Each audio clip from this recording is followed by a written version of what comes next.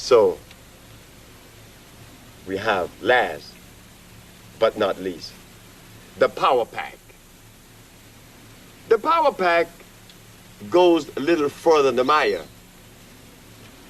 The power pack seemed to get to areas that the Maya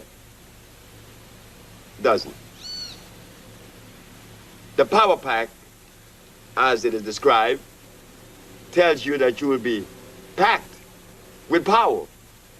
And that also is composed not only of the 14 herbs, but we have 23 herbs in the power pack. Because it has elements in it that is different from the Maya Electra.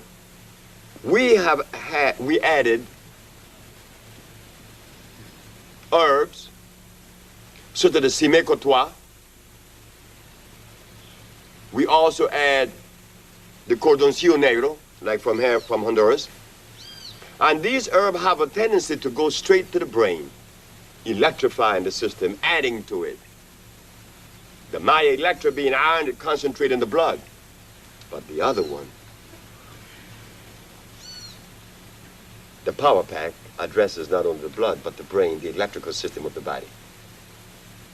So we have compounds that are for therapy and compounds to maintain energy.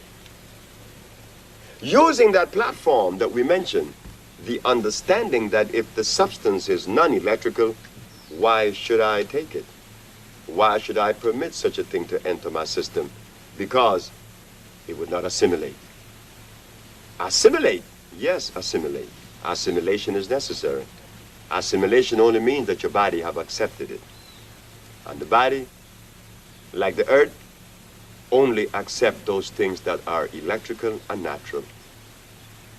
Yes, ladies and gentlemen, brothers and sisters, the earth, if you drop a piece of paper that came from a tree, it would biodegrade. But if you drop a piece of plastic on the surface of Mother Nature, no.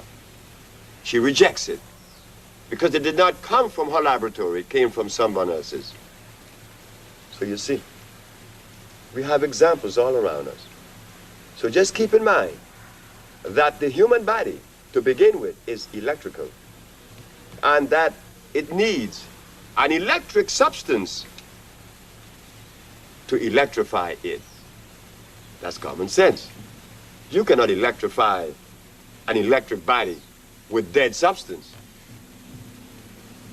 Now, that doesn't equate.